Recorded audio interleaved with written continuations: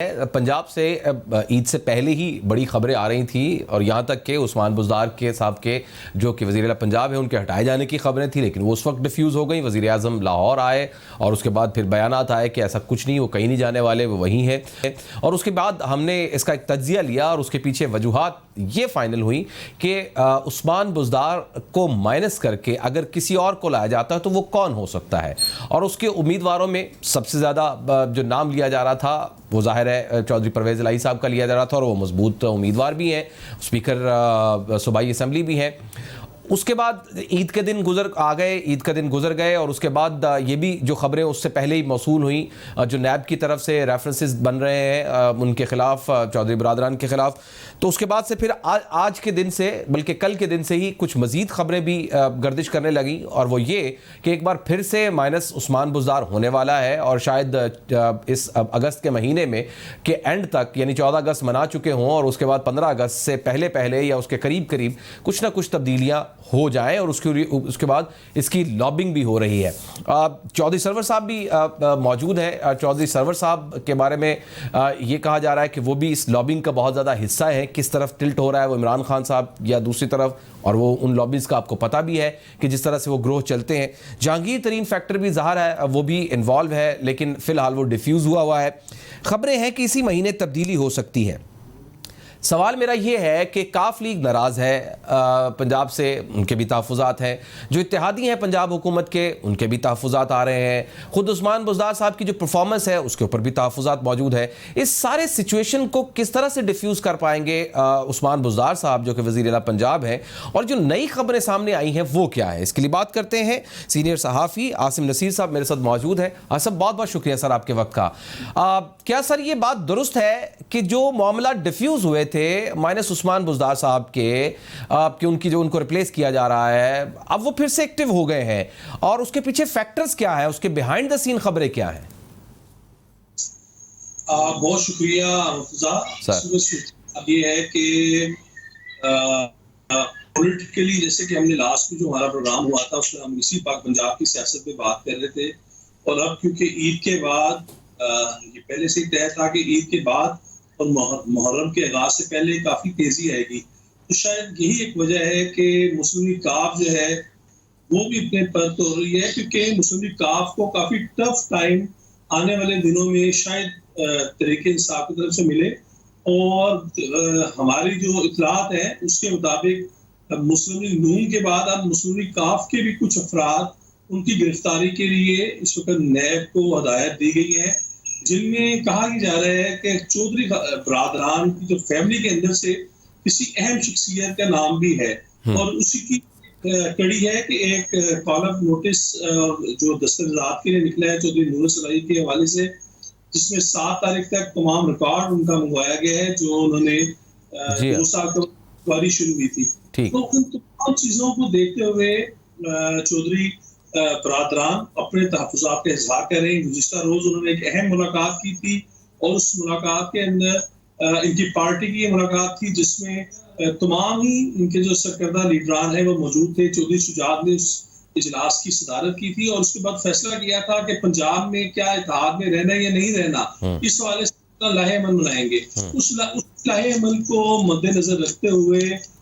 मुस्लिम league काफ जो है उन्होंने जब अपना बयान दिया और उसके अंदर वाज़ेह तौर पर कहा कि अब हम जल्द ही अपने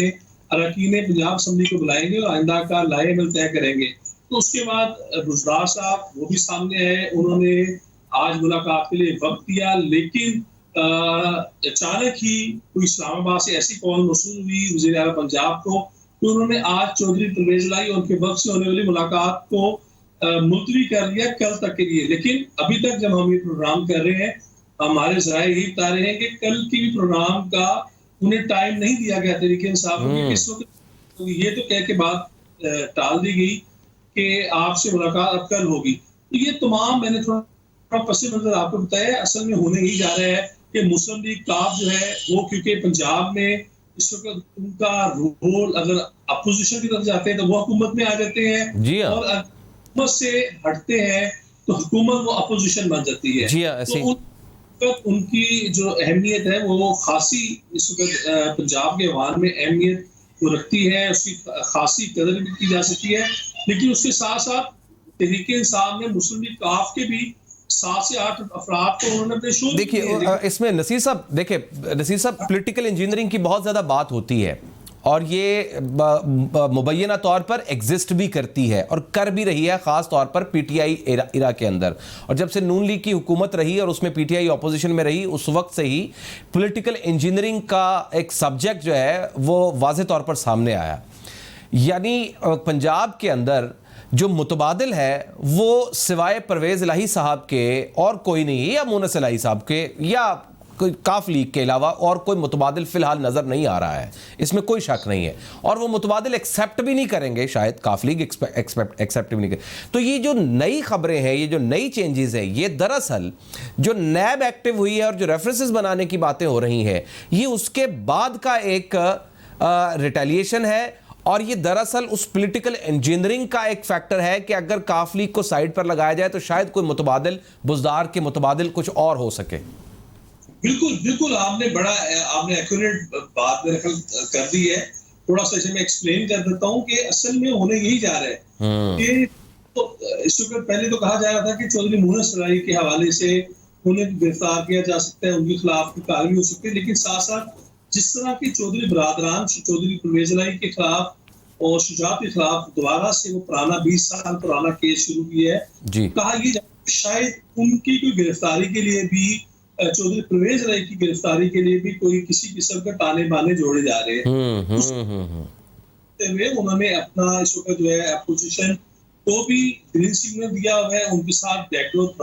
राब्तों में है, लेकिन हुकूमत ने दिखा दी है तो उनके खिलाफ बात नहीं करें। लेकिन आने वाले दिनों में ये हम ये कह सकते हैं कि आने वाले जो कल और परसों जो है ये भी बड़े अहमियत के हामिल है। आने वाले बड़े अहमियत के हामिल है। हो सकता है कि कोई नैब की तरफ से कोई कॉल अप नोटिस जारी हो जाए, या फिर ये हो सकता है कि तहरीक इंसाफ अगर उनसे दोबारा मुलाकात नहीं करती, उनके तहफ़्फ़ुज़ात नहीं सुनती, तो पाकिस्तान मुस्लिम लीग का वो भी कुछ हद तक वो खुल के सामने आए और कोई ऐसी प्रेस कॉन्फ्रेंस करें जहां पर वो अवाम के सामने अपने तहफ़्फ़ुज़ात का इज़हार करे। तो अगर तो काफ लीग ये तमाम चीजें करेगी तो आपको ये तो भी सियासी तौर पर काफी ज्यादा बोलचाल आएगा। मुस्लिम लीग नून डेफिनेटली सर, तुरप का पत्ता इस वक्त पंजाब हुकूमत में जो तुरप का पत्ता है वो काफ लीग के पास ही है, इसमें नहीं है। बहुत बहुत शुक्रिया आसिम नसीर साहब, थैंक यू वेरी मच, हमेशा हमारे लिए वक्त निकालते हैं, बड़ी ज़बरदस्त इंफॉर्मेशन आपने दी है। इसके साथ ही नाज़रीन हमारा प्रोग्राम इख्तिताम को पहुंचता है। अपना गिरदोनवा का बहुत सा ख्याल रखिए, अल्लाह ने की बात।